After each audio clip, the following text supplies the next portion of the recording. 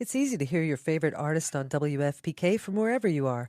Listen on your smart speaker, live stream from our website at WFPK.org from Louisville Public Media.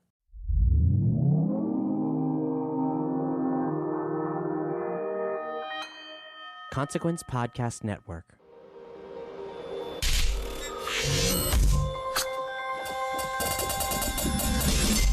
Welcome to another edition of Kyle Meredith With, the interview series presented by WFPK at WFPK.org, Consequence of Sound, and the Consequence Podcast Network. Thank you so much for making your way here. As always, you know how this works. Hit the subscribe button. I put out 3 new interviews every single week, brand new ones every Monday, Wednesday, and Friday to keep you up to date on everything that our favorite artists are up to. Discover some new ones, know what's happening in the music world. iTunes, Apple Podcasts, Spotify, Acast, Podchaser, YouTube for the video versions, or anywhere you like to get your podcast from. I'm Kyle Meredith. Today, my guest, AFI frontman Davey Havok. We're going to be talking about the new AFI record, Bodies, and we're going to get into Davey's love of performing at a very young age, the duality of his artistic nature, co-writing with Billy Corgan from the Smashing Pumpkins. In fact, I think he said this marks the very first time he's ever done co-writes on an AFI album, so that's really fun. And also his drive to write a song with the performance and audience always in mind. He'll tell you that that's how he creates a song right from the beginning, which is really, really interesting way to approach music. We'll also geek out a little bit on classic MTV and the impact that the channel's videos had on his life, as well as his love for Duran Duran, which he's been speaking about on his satellite radio show quite a bit. And watching his fans create art based on AFI songs, a really great, amazing kind of a way to reflect what you put out into the world. So let's do this and discuss this record, Bodies. It's Kyle Meredith with AFI's Davey Havok. Hi, Kyle. Look at your cool room. Thanks. You know, this is, I would usually be doing this in an office, but of course, you know, everybody's at home, and I had to dress up the walls. So I literally took the posters from my high school that I'd kept from my high school bedroom. And so my entire room is basically the 90s, the whole room. I have a small tube of posters that I had on my wall in high school, not many, and that made it to the closet, as it was called. It was nicknamed because it's part cave, part closet that I lived in underneath the stairs in this kind of squat that we all lived in. But I just discovered it the other day, and I'm good at throwing stuff away, but I can't part with this stuff. And I had an epiphany during my sleeplessness, which occurs frequently, where I just have insomnia and thoughts and insects buzz. I had an epiphany of some poster that I'd forgotten that I had, and I no longer do. I think it was maybe the Let's Go to Bed poster. Do you know the Let's Go to Bed poster? Oh, I don't know the poster. I know the Let's Go to Bed, obviously. It's this, I think it's the same image as the single, I would presume, but it's just Robert, but there's like a Venetian blind silhouette. It's very noir and shadowy. I know what you're talking about. But it's what the majority of the poster is white. Yeah, I had that one. What do you got there? So I'm seeing Peter Gabriel, right? So we got Bowie back here, 2 80s Bowies. It's from the latest box set. Let's see. I'm trying to do this, of course, backwards from the camera. Wax Fang, which is a band based here in Louisville, where I'm from. Let's see here. And Luna, there's a Luna poster. You can't really see it. And this is Ziggy Stardust behind me. So there's actually 3 David Bowie. So it ends up being, you know, an unintentional shrine. They all ended up there. But yeah, there's REM and Radiohead and Dylan and Chris Cornell and Pearl Jam and everything else around here. That's fun. That is Peter Gabriel, though, right? That I'm staring. That's kind of. Oh no, the face right here. That's actually Kerouac. Oh, who knew that Jack Kerouac looked like? Oh, okay, now there we go. That is clearly not Peter Gabriel. Listeners, the camera shifted, but I assure you, listeners, if you cut Jack Kerouac off from below the eyes and just above the lower lip, you're gonna think you're seeing the cover of Peter Gabriel. So that's Peter. It could be. Why not? Why not? Both are pretty damn good at what they do. No, it is. You know, that stuff. We wear it. Like I've been listening to some of the recent interviews that you've been doing, and actually following a little bit of your serious show too, because you've been talking about Duran Duran and the influence of Duran Duran on you, and the 40 years, right? The 40-year Yeah, it's anniversary. 40 years of Duran Duran. So Sirius is celebrating 40 years of Duran Duran, and thereby every other week on Volume West, which I co-host, we are given a Duran Duran song to talk about, which is a lot of fun. Last week we talked about um, uh, we're on 7 in the Ragged Tiger. So what's the first single? Union of the Snake. We did Union of the Snake. I gotta tell you, if you haven't checked out that video since, it's worth a rewatch.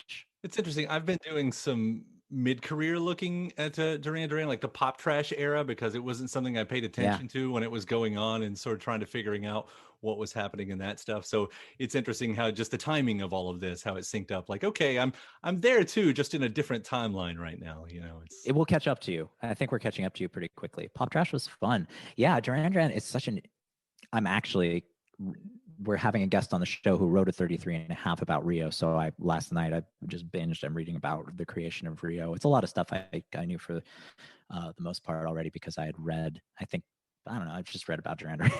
I've read John Taylor's book, and I've read his, articles about Duran Duran in their past. And they are a really cool band. They are. Certainly, we needn't go on and on about Duran Duran because I do so every week. But they do not get the artistic credit that they deserve, which is something that any journalist who writes about them nowadays will point out, that they are perceived as a boy pop band, and it's so much more than that. If you just take Simon Le Bon's lyrics alone, you can just see that there's more to it than your average pop song, and there's darkness to it, and there's poetry. There's a gorgeous poetry to it. He is a great writer, and he doesn't get the credit for that. And then if you look at Nick Rhodes, Nick Rhodes is coming from krautrock and Kraftwerk and Brian Eno and how he creates and the noises he makes. I mean, it's Neubauten. A lot of what he did when he was creating Rio was very industrial-esque in that regard, using practical sounds and miking ice cubes cracking and throwing metal rods onto the grand piano strings. And that's Duran Duran. I'm saying, we're talking about something that at this point is de rigueur for a lot of artists and not revolutionary, but we're talking about Duran Duran. We're not talking about Fat Gadget. Right. But we can. You want to talk about Frank Tovey? What I was going to say is it's interesting the way you were explaining what Duran Duran actually is. To me, you could have been explaining yourself. You could have been talking. I'm wrapping this around is what I'm doing right here. The answer is yes. But it's serious. I do like diamonds. But the way you just said all that, like, that's how I would have just talked about you. The darkness and the poetry, and it's pop, but it's not. And let me say this quickly. You and the guys have produced an amazing new record called Bodies, and it sounds like a new band. Man, you're at it for 30 years now. This sounds like the fire of youth. We got our gang. We're gonna do our first or second record. We're firing on all cylinders. Wow. I don't think you can answer this, but how are you able to do this at this point in the game? Man, I got it. Okay, let me try to answer that. And let me say thank you so much, because of course that compliment is the highest. To say that a band that is 30 years old sounds fresh and youthful is very, very flattering and very fulfilling for me to hear, because I feel that way. So maybe actually I wasn't trying to answer the question, but that might be part of it. At least speaking for myself and what I do or don't contribute to, and we'll go beyond that in a moment, but especially during this time, the existential review that has been happening has been greater than normal. And so I am becoming more and more acutely aware of my arrested state of development. But it's in two parts. Of course, the duality, and I sing about this incessantly, just exhaustively. It's got to be enervating. But the duality of who I am and what I exude is very stark. And part of that duality is being an adult and being more aware of a lot of things than I was when I started AFI with Adam in 1991. There are a lot of differences, but at the same time, I feel so much like that kid in many, many ways. And and I know I can speak for all of us that our passion for the music is the same that we had when we were younger. Jade Puget is a maestro, and when we begin and when he begins, we are all really trying to push ourselves all the time, not for the sake of anyone other than ourselves. Really, in the end, we just are trying to satisfy ourselves musically. And because we love music so much, we're constantly trying to create something that inspires us and makes us go, wow, that's fun. That makes us feel something great and something new in the context of what we have created as AFI. And that's always our hope and our goal. We take a long time to write records, and we write a lot of songs, and there are different records that could be created out of our writing sessions. And in the end, it's a matter of choosing which of those bodies of works we feel want to represent us at the time and which inspire us most out of that group of songs that we've created. So I don't know if that answers the question. I really, really appreciate that compliment, especially because Bodies means so much to me. To me, Bodies is my favorite AFI record. It just is. That could change. It probably will change. I hope it changes. I hope we write another record that I like more than Bodies. Sure. I really hope so. But man, thank you. It's again, it means a lot for me to hear you say that because I love the record. So for even, for anyone to react that way is very great. And a lot of artists will say that, they'll say like, we're trying to keep ourselves happy. We're doing this for ourselves. But it doesn't always work out in the best music. And I do hear that. Like, I hear you all still having fun. It doesn't sound forced. It doesn't sound like a chore. I'll bring up, let me see. Am I saying it right? Dulceria? Is it Dulceria? Dulceria. Dulceria. 50-50 shot, and I went the wrong way. Casi, no, es casi, Dulceria. Dulceria. You just put the accent in the wrong place. Yeah, right. But Dulceria. Uh-huh. Dulceria. Oh, it might be the same word in Italian. Actually, I don't think it is. So that's a Spanish word. Right. Well, I can hear you, regardless, I can hear you all having fun on that song. Like, it's playful. It's a little bit sexy. It kind of, it's slinky. It kind of bounces around. To approach a song like that, how do you approach a song like that? Do you get into characters? Some artists like use characters to kind of do stuff like that. What's your approach on a track like that? Well, for me, that track that you picked out is very unique in that, it's very unique in this regard that track, its inception was Jade and Billy Corgan. So I sat with Jade and Billy as they were creating the music, and I watched Billy write those melodies. So in this instance of that song, and that's the first instance of AFI collaborating with anyone outside of AFI. Wow. I had the complete Billy Corgan melody after the construction of the song.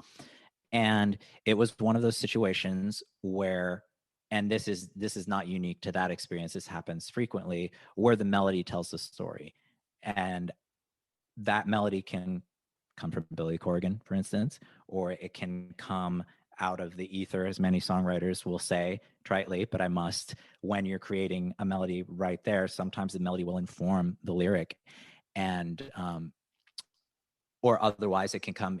There's on Bodies. This is the case for this song as well. Escape from Los Angeles. That melody, Jade wrote that top line.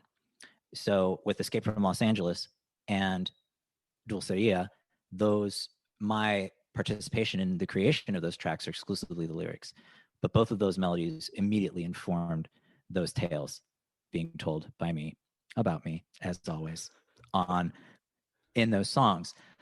So to say I get in character wouldn't be accurate, because within the context of AFI, or really within the context of anything, anything that anyone knows that I've created so far at this point. But I'm not really getting in character. I'm just accessing facets of myself that I feel are appropriate to the tone of the work that we're creating. And oh man, I love that song. I love it so much. And I really, when the lyric found itself on that song, it really took it to a very special place for me. So much so that until I'm talking about it analytically and historically, I forget that I had nothing to do with that melody.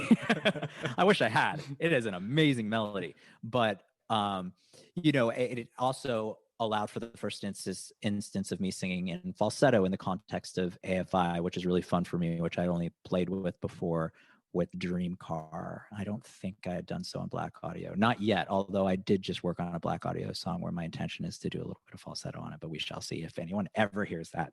Oh, it's fun. And you do it well. Like, it sounds really good.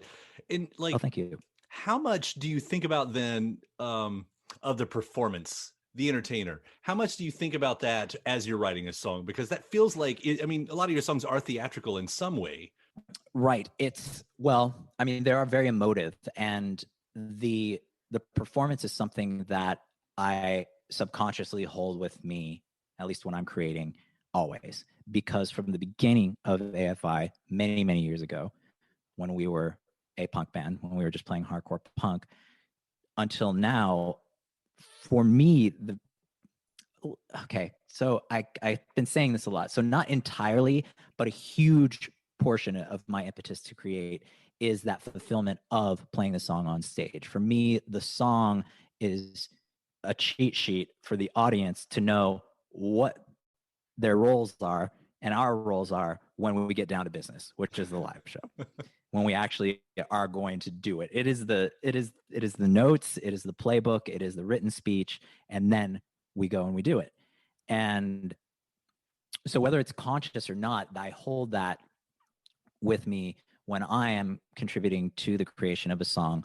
And I'm pretty sure that I speak, at least in some regard, for the rest of the band as well, for most of the tracks. Now, a lot of the tracks, I know that Jade writes in a different way than with a different perspective in many ways, because he will, I think a lot of the times he will focus on just the song being the song and being the best song possible, no matter what, in and of itself.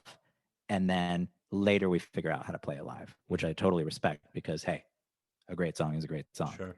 And so, and I think that perspective harkens back to what we were talking about earlier, is the collaboration of those mindsets, whether they be expressed or just, inherent, results in a hybrid energy that's happening in the creation of what is AFI.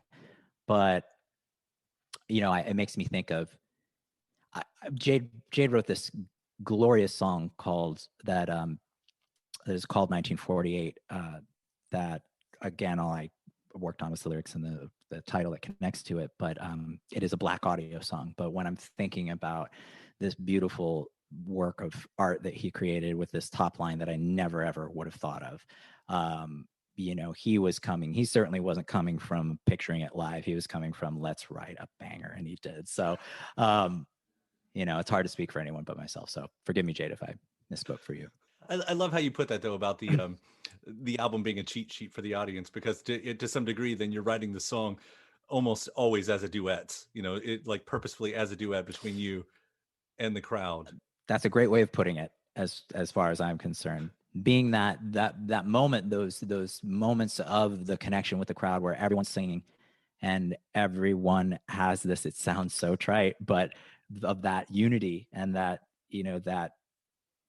sanctuary and the choral element of that gospel moments, and those moments where we're all, it sounds so trite, but that one voice, that singular voice that comes together as one, it's a moving thing. It's very, very moving, and it's very powerful, and it's very transcendent, and it's very cathartic. And to me, that's what it's all about. Yeah, we talk about musical influences a lot, in these conversations a lot, but I brought up entertainer. Do you find, like, where does that bone come? Where does that muscle come from you? Because it's one thing to write music, but to do what you do is exceptional. Can you attribute that to anything? A desperate need for attention, I imagine. Like, I think that starts with all of us right there. Entertainment. Please like me. Please like me. Please. But also don't talk to me. Right. Sure. Right. I understand. Let's be clear. Don't like me too much. I want to be invited to the party. I just don't want to come. But I'm not going. Right. honestly, it must come down to that. I don't feel I had a lack of attention as a child. In fact, quite the opposite. But as far as the desire, I kid. I don't kid, but I kid. As far as the desire to perform, I have been inclined to perform since I was very, very young. Very young. My grandfather sang to me when I was a baby boy, and I would learn the songs that he sang to me. And at family reunions, I would be given a wooden spoon. I would be asked to sing for a quarter, beginning my professional career as a professional singer. My mother had me audition for a musical when I was 10 or 11, maybe. Oliver Twist. I was not Oliver. Obviously, I should have been, but I was one of Fagin's boys. And that got me involved in theater. So those things led me down the path of a performer. But also, as long as I can remember, I was enamored with music and performers and pop culture and video. MTV had such an impact on my life and on my youth and my perspective of music. And those, by the time MTV, I didn't even have MTV. I would have to go to my friend's house to watch it for most of my life. It wasn't until the 90s, I think, that we lived somewhere where MTV was available. But the larger than life performances that you saw on MTV and the fictitious stories that were created in those narratives, in that burgeoning format of expression and adding layers to the music, I didn't have any sort of analytical understanding of it. It was just presented to me as this is happening. This is a world. These are people who are more than people, or they're other than people, I should say. Not necessarily superhuman, but they're other, and they are fantastic. They're fabulous. They're amazing. And I wanted to do that, and I wanted to do it in various forums. And really, when it came down, I wanted to perform, and I wanted to play. And I think if people used to ask me, what would you be doing? Like in fanzines, what would you be doing if you weren't doing music? And I would always say, I'd like to think I'd be acting, because that's something that I'd always wanted to do. But the caveat would be, and still is, I don't know if I would have had the bravery to pursue that on my own. Because the thing about giving up everything for a foolish hope of being able to perform music for your entire life and not starve or go completely mad, when you're 4 people agreeing to do it at the same time, it's easier than one person going off on your own, which is the acting pursuit, if you don't have a means into that world in the first place. I don't know. I'm show people. I guess that's the answer. It's in my blood. Yeah, the one thing I never thought I would miss about MTV, and I can romanticize pretty hardcore about them too, was the monoculture.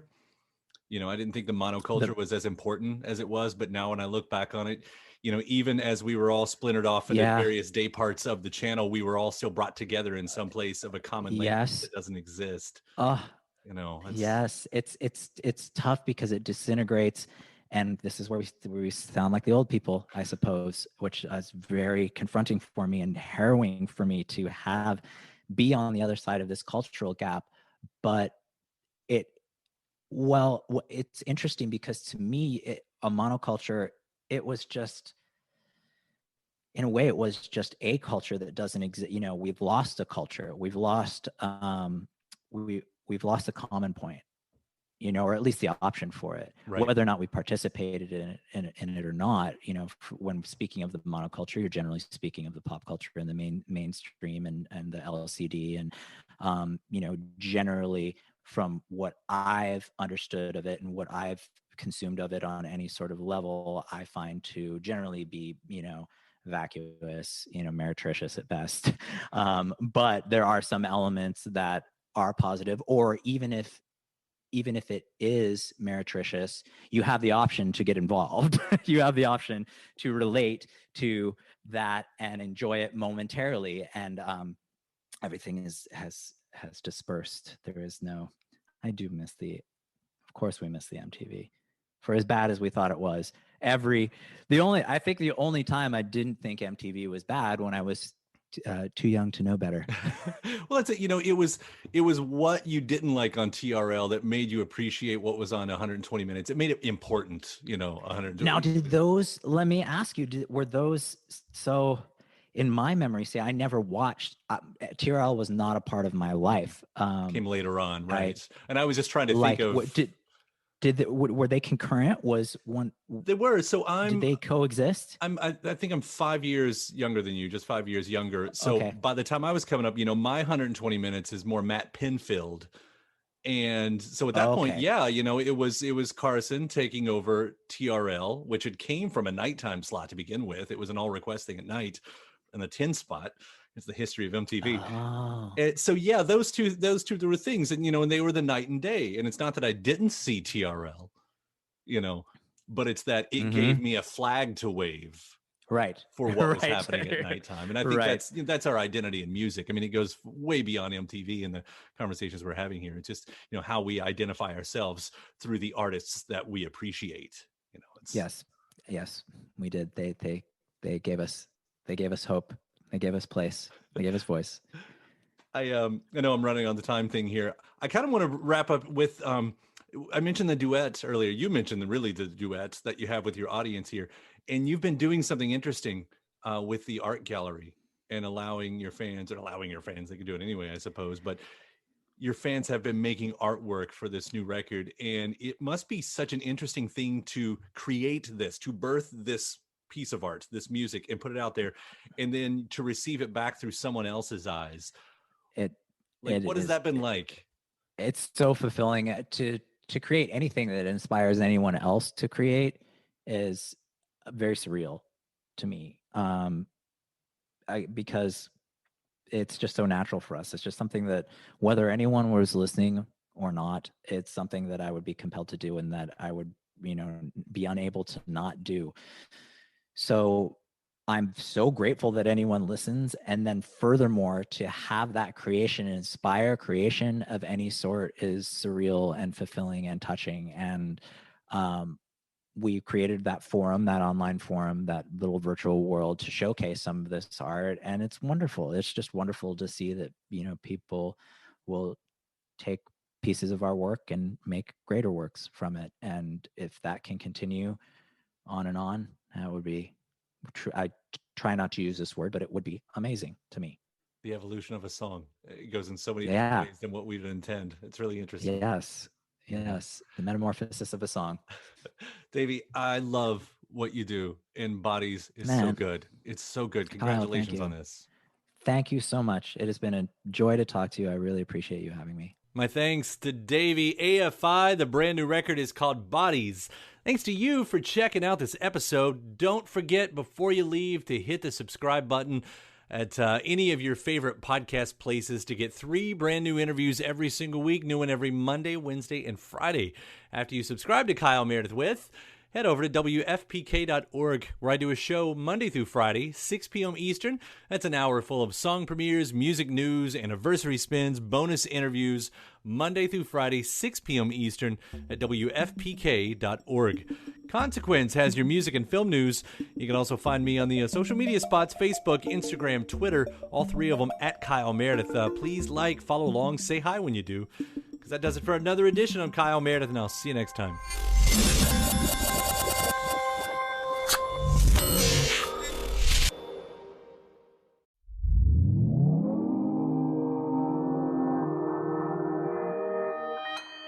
Consequence Podcast Network. It's easy to hear your favorite artist on WFPK from wherever you are.